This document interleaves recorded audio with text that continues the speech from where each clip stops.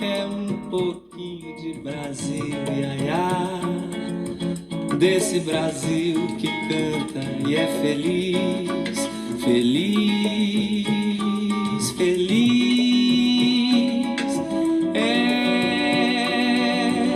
também um pouco de uma raça que não tem medo de fumaça, ai, ai, e não se entrega, não. Isso aqui, Amigas e amigas, que bom estar com vocês aqui hoje. Eu sou Daniel Nonato, seja bem-vindo ao nosso encontro matutino. E hoje iniciamos com nossa reflexão com a palavra profética de São Oscar Romero, São Romero da América, pronunciada lá em 17 de fevereiro de 1980. Eu vou bem pegar na íntegra, não. Não é prestígio para a igreja estar bem com os poderosos. Prestígio para a igreja é sentir que os pobres a sentem como sendo sua. Sentir que a igreja vive uma dimensão na terra, chamando todos também, os ricos, à conversão e à salvação a partir do mundo dos pobres, porque eles são unicamente os bem-aventurados. Caríssimos e caríssimas, eu sou Daniel Nonato e obrigado a você pela presença, pelo carinho, pela sua paciência e também pela sua audiência. Ontem nós começamos aí, a ver o desenrolar do xingamento de Bolsonaro durante 4 anos que foi presidente, dos seus ataques ao Supremo Federal, também a sua loucura generalizada, porque não, quando ele tem a mania de querer achar que ele é o Deus da Terra. Tem gente que acredita nele, né? A verdade é essa. Bom, então, ele e seus parceiros de quadrilha, os quadrilheiros, Xandão, ontem, a gente vai ver aí, o Xandão começa a colocar eles no lugar deles. O Xandão votou ontem, também os Dino votaram pela condenação. E hoje aguardamos a posição do ministro Fux. Já esperamos que o Fux venha com aquela água de salsicha, com aquela moreza dele, querendo justificar, não vamos ser tão duro.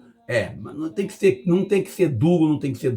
Tem que aplicar a justiça, tem que aplicar a lei. E pronto. E na sexta-feira, e a pergunta que eu estou fazendo para alguns amigos na internet é: aonde você quer estar ou aonde você estará na hora da proclamação da prisão de Jair Messias Bolsonaro? Ao contrário de Bolsonaro e de seus heróis, o nosso julgamento hoje, no STF, é um julgamento público, transparente, transmitido pela rede social, também na televisão, com amplo direito de defesa. E aqui vale a pena recitar que a justiça ela não vai punir apenas por punir, cabe ela restabelecer e mostrar àqueles que pensam em ser golpistas que nosso país não é de brincadeira. E também a gente vai aqui ressaltar, com todo respeito aos demais, a gente quer lembrar claramente que não é a justiça como vingança, é a justiça nos proclamando as bem-aventuranças. E hoje, falando em bem-aventurança, nós queremos proclamar o Evangelho de Lucas, capítulo 6, versículos 20 ao 26, lido lá no 6º domingo do tempo comum do ano C, e também na quarta-feira, que no caso é hoje, 23ª semana do tempo comum. E a gente olha claramente que vai ser lido no ímpar de 2025. E o Evangelho de hoje nos oferece uma oportunidade profunda para uma reflexão sobre as verdadeiras bem-aventuranças. A igreja católica, a igreja evangélica, a religião, ela não pode ficar neutra, ela não deve estar alinhada com outros poderes e elas têm que estar, de fato, em comunhão plena com o projeto, com o reino de Deus, ou, como diz o outro, não está trabalhando conforme as regras, as leis deste mundo. Tem aí um grupo aí que se diz cristão, que defende a pena de morte. Tem um grupo cristão que defende o assassinato e a violência como ferramenta de punição. Lucas aqui não vem falar de forma genérica mas ele vem falar mesmo dos pobres de fato. Mateus ainda tenta dar um migué lá, falando pobres de espírito, mas aponta aqui, no caso de Lucas, aponta diretamente para os pobres no sentido pleno da palavra pobre. Bem-aventurado vós os pobres, porque vosso é o reino de Deus. Lucas capítulo 6, versículo 20. E nesse contexto, que não é um contexto abstrato, Jesus falava às pessoas sobre a realidade de um mundo onde todos estavam oprimidos pelos Estados Unidos da época, ou melhor, pelo Império Romano, e eram submetidos a tributos pesados. Olha o tarifaço aí, gente!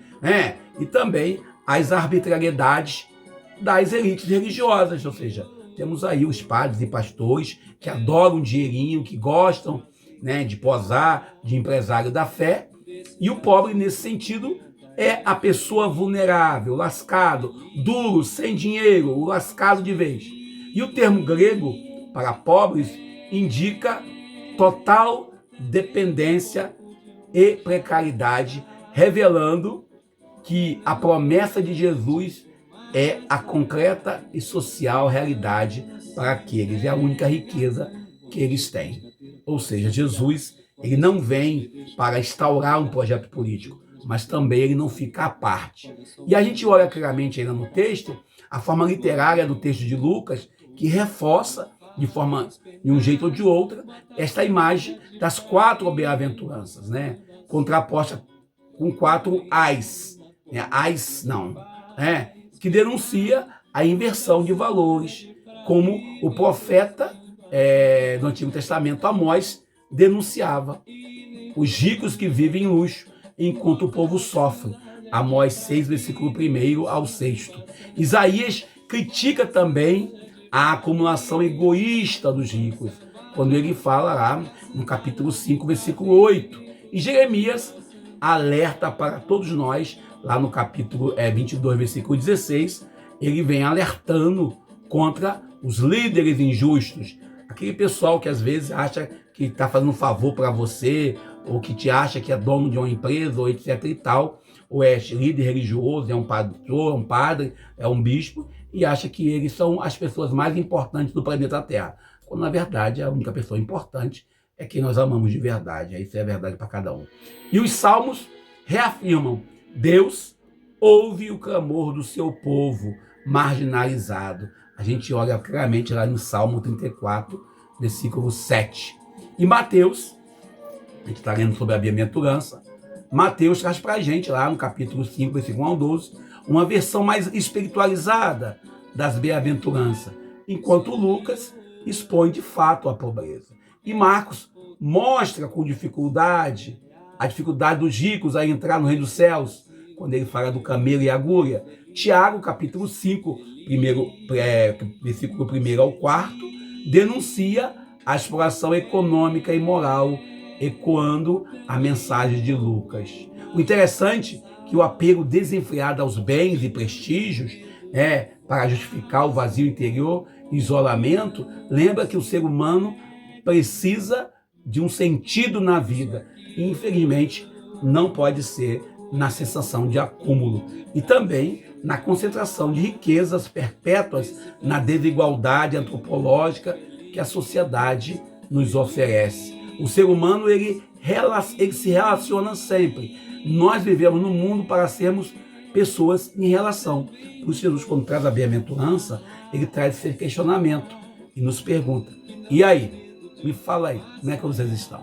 Bom, eu deixo minha mensagem com vocês aqui hoje. Peço a você que deixe seu like, compartilhe esse vídeo, quem está no YouTube e quem está no WhatsApp, que escuta nosso áudio todo dia.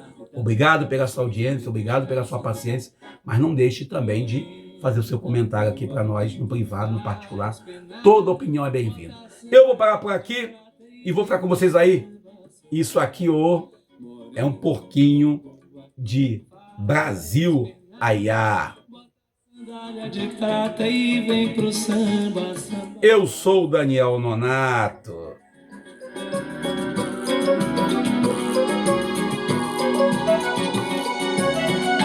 Isso aqui é um pouquinho de